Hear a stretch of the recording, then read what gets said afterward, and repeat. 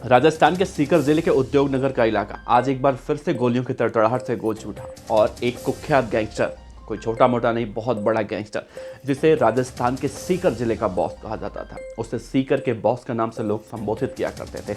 किसी जमाने में राजस्थान के नागौर जिले का कुख्यात गैंगस्टर आनंद पाल, जिसके नाम पर लोग कहीं ना कहीं दहशत में आ जाते थे, वो आनंद पाल इसे मारने की कोशिश कर रहा था। लेकिन इन दोनों के बीच में लगातार गैंग वॉर हुई, लेकिन उस वक्त इन दोनों में से कोई नहीं मरा था। आनंदपाल की 2017 में पुलिस एनकाउंटर में मौत हुई थी, जबकि राजू ठेहट हमेशा से आनंदपाल गैंग के निशाने पर रहा है और आज उसे मार दिया गया। उसी के आवास पर, उसी के पीजी पर मार दिया गया। कहा जा रहा है कि 4 हमलावर सबसे पहले स्कूल की एक गाड़ी को लूटते हैं, उसी गाड़ी में बैठकर राजू ठेहट के उस पीजी पर जाते हैं जहां पर वो मौजूद था, उससे बातचीत करते हैं। एक ट्रैक्टर वहां पर खड़ा था, उसकी आड़ में वो लोग खड़ा होते हैं। बातचीत चली रही होती है, तभी वो बदमाश अचानक राजू ठेहट पर अंधाधुंध फायरिंग कर देते हैं और राजू ठेहट की मौके पर ही मौत हो जाती है। और इसमें वहां पर मौजूद एक और अन्य व्यक्ति था जिसकी गोली लगने से उसकी भी मौत हो गई है, और एक व्यक्ति जो इस पूरे मामले का वीडियो भी बना रहा था, उसके पैरों में गोली लगी है। उसके बारे में कहा जा रहा है कि वो बीजेपी के किसी बड़े नेता का करीबी है। तो आज एक बड़ी गैंग वॉर में राजू ठेहट मार दिया गया, राजू ठेहट की हत्या कर दी गई और इस हत्या की जिम्मेदारी गैंगस्टर लॉरेंस बिश्नोई के काफ़ी करीबी कहे जाने वाले रोहित गोदारा ने ली है। और सबसे पहले तो पुलिस का बयान इसमें आ चुका है। पुलिस का कहना है कि ये गैंग वॉर है और कहीं ना कहीं अब इस पूरे मामले की जांच पड़ताल की जा रही है। साथ ही पुलिस ये भी कह रही है कि रोहित गोदारा के नाम से जो जिम्मेदारी ली जा रही है, उसको, उस अकाउंट को वेरीफाई किया जा रहा है कि ये वाकई में रोहित गोदारा है या फिर किसी ने भटकाने के लिए या फिर भ्रमित करने के लिए इन सब बातों को अंजाम दिया है। जो हमलावर मारने आए थे सीसीटीवी में वो कैद हो चुके हैं, उनकी फुटेज, उनकी तस्वीरें सीसीटीवी में आप साफ साफ देख सकते हैं और राजू ठेहट भी वहाँ पर खड़ा है। किस तरह से उन दोनों की बातचीत हो रही है। लेकिन अब बड़ा सवाल उठता है कि लॉरेंस बिश्नोई गैंग का आखिर राजू ठेहट को मारने के पीछे मेन उद्देश्य क्या है? आखिर राजू ठेहट का लॉरेंस बिश्नोई से दुश्मनी क्या है जिसकी वजह से आज इतना बड़ा जो है जघन्य कांड देखने को मिला? दरअसल इस कहानी की शुरुआत जो है वो कोई आज से नहीं शुरू हुई है, बल्कि ये कहानी की शुरुआत आज से करीब 10 से 15 साल पहले हो चुकी थी, जब आनंद पाल जराइम की दुनिया में कूदा था। तो आनंद पाल का उस वक्त सबसे बड़ा दुश्मन था राजू ठेहट। राजू ठेहट और आनंद पाल दोनों शराब का बिजनेस किया करते थे। बिजनेस आप कहेंगे या फिर अवैध धंधा कहेंगे। तो इन दोनों के बीच में इस धंधे को लेकर हमेशा से टकराव की स्थिति देखने को मिलती थी और इस मामले में इन दोनों के गैंग वॉर में कई सारे लोग मारे जा चुके हैं, चाहे वो बलबीर बानोडा हो या फिर आम लोगों की या फिर कई सारे नेताओं की भी जान जा चुकी है। बहुत ये पुराना सिलसिला चला आ रहा है।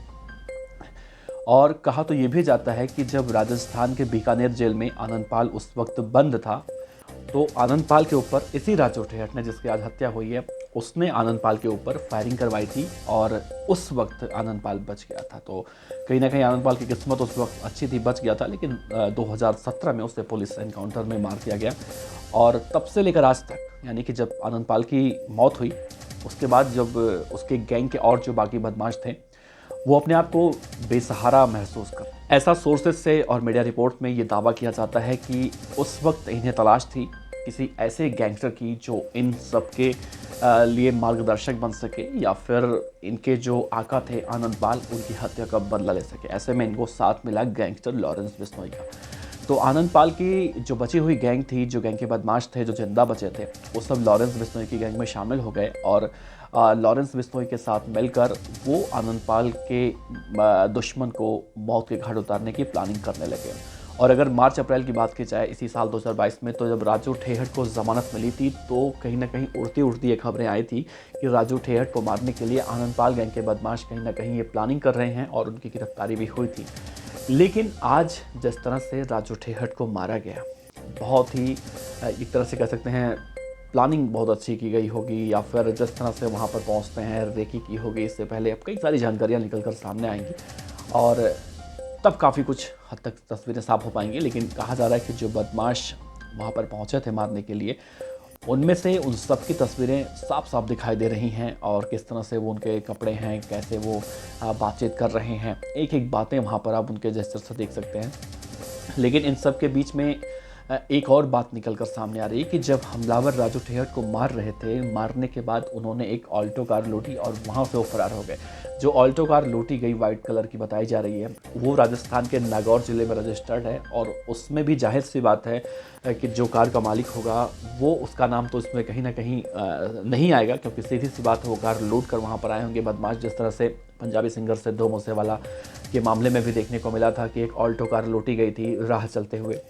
तो हो सकता है पुलिस को गुमराह करने के लिए भी ये सब किया गया हो, वो ऑल्टो कार लूट कर कहीं और दिखाकर कहीं और लूट कर फिर कहीं और शिफ्ट हो जाएं। बहरहाल सोशल मीडिया पर जिस तरह से जिम्मेदारी ली जा रही है, उससे ये कहना तो गलत नहीं होगा कि लॉरेंस बिश्नोई गैंग का इस पूरे प्रकरण में, इस गैंग वॉर में कहीं ना कहीं लॉरेंस बिश्नोई का हाथ है।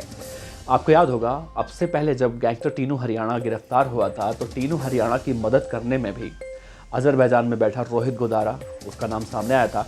रोहित गोदारा वही है, इसकी तस्वीर आप देखिए, जो राजस्थान में आतंक का पर्याय बनना था और लॉरेंस बिश्नोई का काफ़ी करीबी कहा जाता है। और ये देखने को मिलता है कि एक गैंगस्टर दूसरे गैंगस्टर की मदद करता है। जिस तरह से हमने देखा जग्गू भगवानपुरिया की मदद लॉरेंस बिश्नोई करता है, लॉरेंस बिश्नोई की मदद जग्गू भगवानपुरिया करता है, तो ठीक उसी तरह से इस हत्याकांड को अंजाम दिया गया। बहरहाल पुलिस अभी इस पूरे मामले में इन्वेस्टिगेशन कर रही है और जिस तरह से ये गैंग वॉर हुई है भाई, वो देखकर तो लग रहा है कि राजस्थान में बदमाशों को कानून व्यवस्था का कोई खौफ नहीं है। कानून प्रशासन, पुलिस, सरकार, किसी चीज़ का उन्हें डर नहीं होगा। जो करना है वो करना है।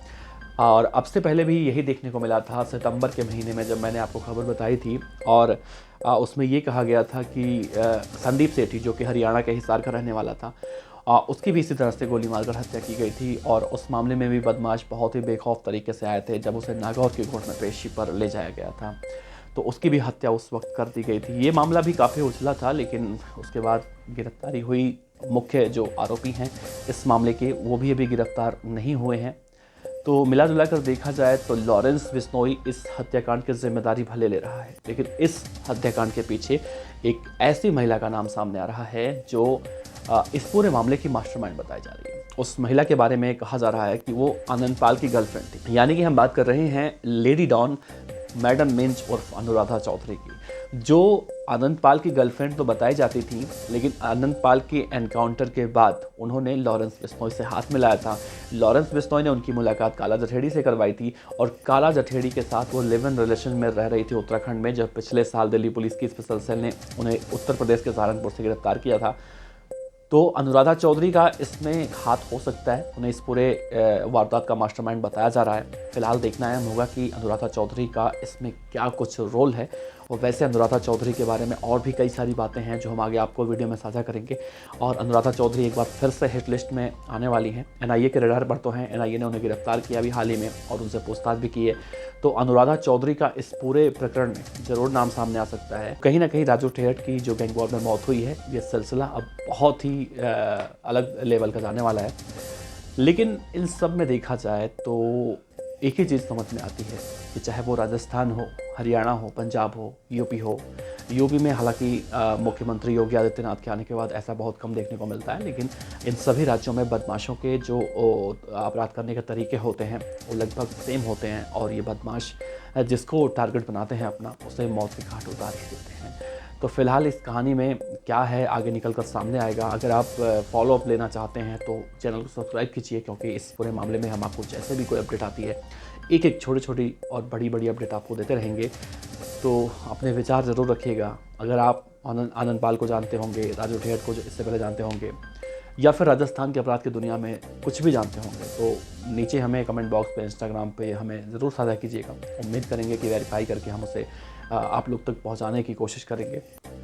तो इसी उम्मीद के साथ इस वीडियो में इतना ही। बाकी और की कहानी आई बटन में या फिर आपको वीडियो के अंतिम में देखने को मिल जाएगा, डिस्क्रिप्शन में लिंक दे देंगे, तो आप ज़रूर देख लीजिएगा। वैसे इस पूरे गैंग वॉर में आपका क्या कहना है ज़रूर बताइएगा। आपका बहुत बहुत शुक्रिया। देखते रहिए BDF न्यूज़। नमस्कार। खबर अच्छी लगी हो तो लाइक कीजिए, सब्सक्राइब कीजिए, साथ ही बेल आइकन का बटन दबाइए BDF न्यूज़ की खबरें सबसे पहले देखने के लिए।